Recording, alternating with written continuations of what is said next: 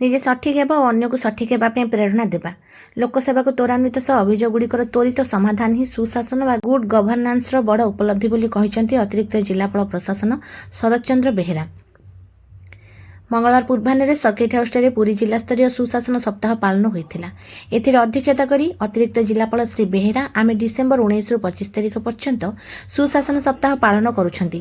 ତେବେ ପ୍ରତ୍ୟେକ ଅଧିକାରୀ ବା କର୍ମଚାରୀ ପାଇଁ ପ୍ରତିଟି ଦିନ ସୁଶାସନ ଦିବସ ବୋଲି କହିଥିଲେ।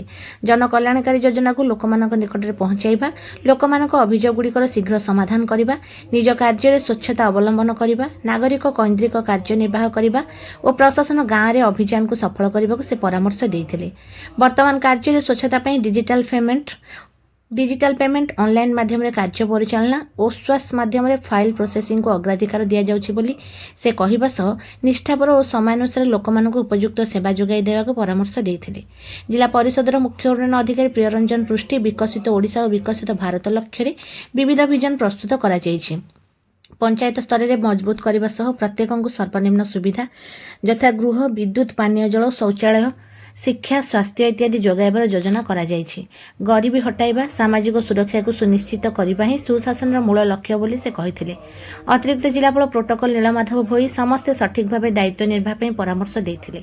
ଉପଜିଲ୍ଲାପାଳ ରାଜକିଶୋର ଜେନା ଲୋକଙ୍କ ଆବଶ୍ୟକତା ପୂରଣ ପାଇଁ କେବଳ ଚିଠି କରି କାମ ସାରିଦେବା ନୁହଁ, ବରଂ ଆବଶ୍ୟକତା ପୂରଣ କରି ହିତାଧିକାରୀ ମୁହଁରେ ହସ ଫୁଟାଇବା ଆମ ସମସ୍ତଙ୍କ କର୍ତ୍ତବ୍ୟ। ଆଜିକାଲି ସମସ୍ତ କାର୍ଯ୍ୟ ଅନଲାଇନ୍ ହେଉଥିବା ବେଳେ ନିମାପଡ଼ା ତହସିଲରେ ରାଜ୍ୟର ପ୍ରଥମ କିଓସି ସେବା ମାଧ୍ୟମରେ ଲୋକମାନଙ୍କୁ ରାଜସ୍ୱ ସେବା ଯୋଗାଣ ଆଉ ଏକ ପାଦ ଆଗକୁ ନେବାର ପ୍ରୟାସ ବୋଲି ସେ କହିଥିଲେ।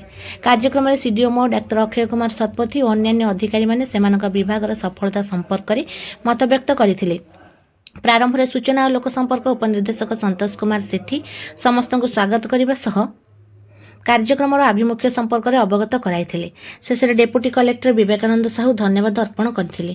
ଅନ୍ୟମାନଙ୍କ ମଧ୍ୟରେ ଡେପୁଟି କଲେକ୍ଟର ପ୍ରିୟଦର୍ଶିନୀ ମଲ୍ଲିକ, ଅନୁଶ୍ରବ ଗନ୍ତାୟତ, ସହକାରୀ ନିର୍ଦ୍ଦେଶକ ପର୍ଯ୍ୟଟନ ସରୋଜକାନ୍ତ ପ୍ରଧାନ, ଜିଲ୍ଲା ସମାଜ କଲ୍ୟାଣ ଅଧିକାରୀ ତନୁପ୍ରଭା ବେଉରା, ଜିଲ୍ଲା ମଙ୍ଗଳ ଅଧିକାରୀ ମମତାରାଣୀ ପରିଡ଼ା ଓ ଅନ୍ୟ ଜିଲ୍ଲାସ୍ତରୀୟ ଅଧିକାରୀମାନେ ଉପସ୍ଥିତ ଥିଲେ।